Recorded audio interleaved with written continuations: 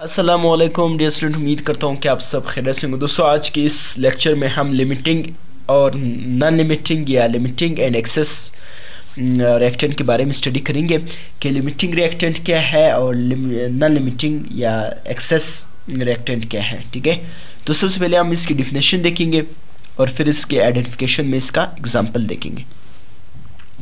तो इस लेक्चर को शुरू करने से पहले डियर स्टूडेंट, मेरे आपसे एक छोटी सी रिक्वेस्ट है, अगर आपने अभी तक हमारे चैनल को सब्सक्राइब नहीं किया तो प्लीज़ आप हमारे चैनल को ज़रूर सब्सक्राइब कीजिए और साथ में बेल आइकन के बटन को ज़रूर प्रेस करें ताकि हमारे हर आने वाली वीडियो आप तक पहुंच सके। दोस्तों, तो लिमिटिंग को स्टार्ट करेंगे, डिफिनेशन देखेंगे। The reactant which is consumed completely in the chemical reaction is called limiting reactant.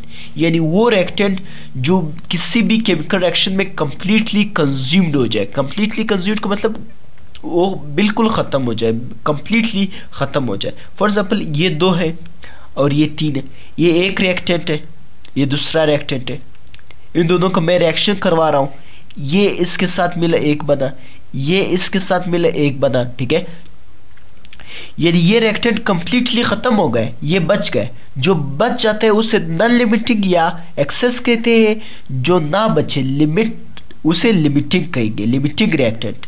यदि यहाँ पर ये कम्प्लीटली ख़त्म हो गए, कम्प्लीटली कंज्यूम्ड हो गए केमिकल रिएक्शन, तो इस रिएक्टेंट को हम कहेंगे लिमिटिंग रिएक्टेंट।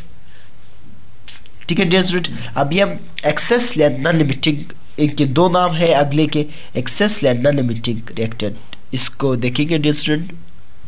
डियर स्टूडेंट, तो यहाँ पर आप देख सकते हैं एक्सेस या नॉन लिमिटिंग रिएक्टेंट। डिफिनेशन देखते हैं।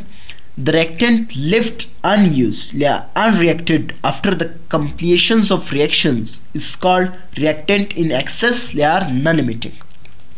यानी वो reactant जो unused हो, मतलब आगे वो इस्तेमाल ना हो, unreacted हो, यानी मतलब आगे उसके साथ कोई react ना करे reactions में। ठीक है, completion after the completion of reaction, यानी जब reaction complete हो जाए, जब रिएक्शन कंप्लीट हो जाए, जो रिएक्टेंट बच जाता है उसे हम एक्सेस या नॉन लिमिटिंग रिएक्टेंट कहते हैं।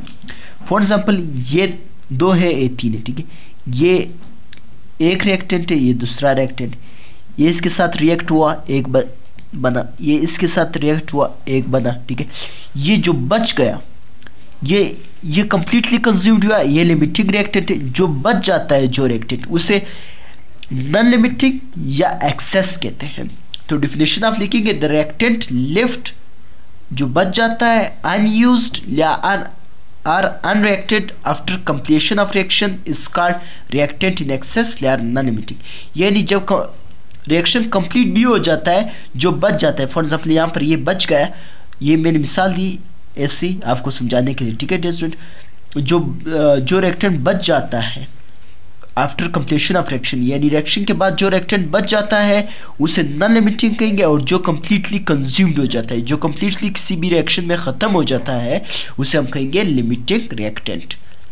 ठीक है डियर स्टूडेंट, उम्मीद करता हूँ कि आपको समझ आया होगा डियर स्टूडेंट। अभी हम identification of limiting reactant.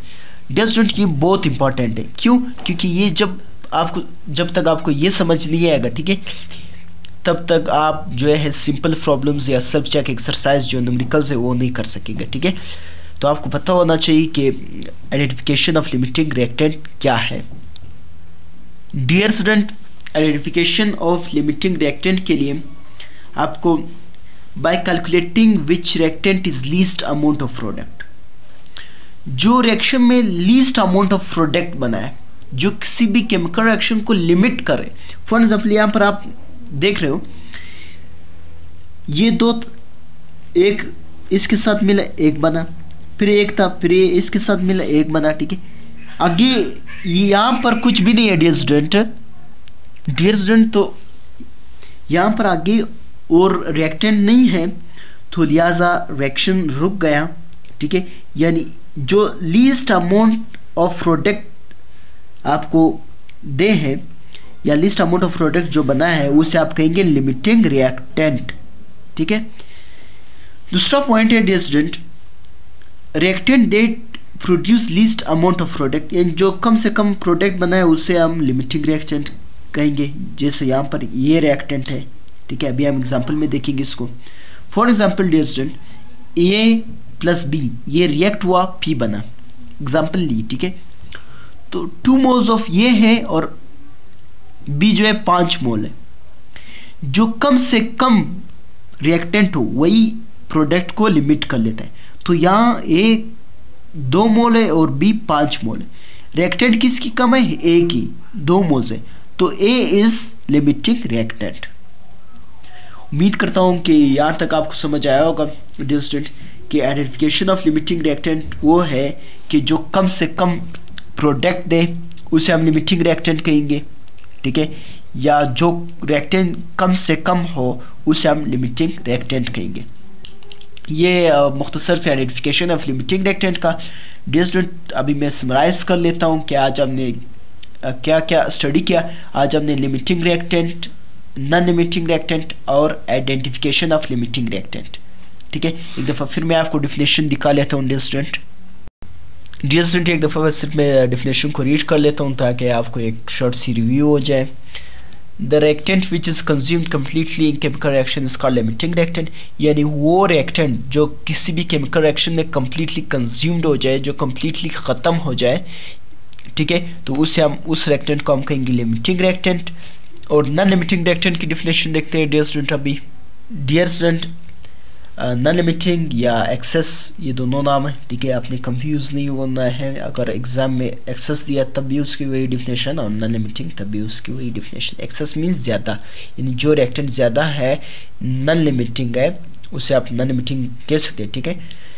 Definition है the reactant left unused unreacted after the completions of reaction is called reactant in excess layer non-limiting reactant, यानी वो reactant जो कोई केमिकल रिएक्शन कंप्लीट भी हो जाए जो बच जाता है, ठीक है। फॉर एग्जांपल यहाँ पर एक इसके साथ रिएक्ट हुआ, एक बना, एक इसके साथ रिएक्ट हुआ, एक बना, आगे तो केमिकल रिएक्शन कंप्लीट हो गया, आगे कुछ भी नहीं हो रहा है, जो बच जाता है that is called non limiting या एक्सेस रिएक्टेंट, ठीक है डियर स्टूडेंट। अभी फिर इसके बाद हमने आइडेंटिफिकेशन देखा था dear student, identification of limiting reactant, यानी हम किस तरह पहचानेंगे कि लिमिटिंग रिएक्टेंट है या नॉन लिमिटिंग रिएक्टेंट है। तो जो कम से कम रिएक्टेंट हो या कम से कम रिएक्टेंट हो उसे लिमिटिंग रिएक्टेंट कहेंगे, और जो कम से कम लीस्ट अमाउंट ऑफ प्रोडक्ट दे उसे हम लिमिटिंग रिएक्टेंट कहेंगे, ठीक है। फिर हमने एग्जाम्पल ली यहाँ पर, एक दफ़ा मैं आपको ये भी दिखा देता हूँ dear student. For example A और बी रिएक्ट हुआ, पी बना, ठीक है। 2 moles of A react with 5 moles of B, ठीक है। तो नंबर ऑफ रिएक्टेंट किसका कम है? ए के 2 मोल्स है और बी 5 मोल है, तो ये क्या है? लिमिटिंग रिएक्टेंट है। ये क्या है? नॉन लिमिटिंग रिएक्टेंट है। क्यों? क्योंकि इसके नंबर ऑफ रिएक्टेंट ज़्यादा है, ठीक है। और लिमिट कौन कर रहा है प्रोडक्ट को? ए, यानी एक के साथ एक बना, 1 मोल यूज हुआ, एक अगेन यूज होगा, 2 मोल, यानी जब इसके रिएक्टेंट ये ख़त्म हो जाएगा तो प्रोडक्ट भी रुक जाएगा, यानी जो प्रोडक्ट को लिमिट करता है नॉन लिमिटिंग रिएक्टेंट, ठीक है। नॉन लिमिटिंग रिएक्टेंट प्रोडक्ट को लिमिट नहीं कर रहा है, जो लिमिटिंग रिएक्टेंट है that is limit the product, ठीक है। तो 2 मोल्स ऑफ ए जो है लिमिटिंग रिएक्टेंट है। क्यों? क्योंकि इसके लीस्ट नंबर ऑफ रिएक्टेंट है, जिसके लीस्ट नंबर ऑफ रिएक्टेंट हो या लीस्ट अमाउंट ऑफ रिएक्टेंट हो, ठीक है, वो लिमिटिंग रिएक्टेंट कहलाएगा, ठीक है डियर स्टूडेंट। उम्मीद करता हूँ डियर स्टूडेंट यहाँ तक आपको समझ आया होगा। अगली लेक्चर तक अपने उस्ताद वकील अहमद को इजाज़त दीजिए। अल्लाह हाफ़िज़।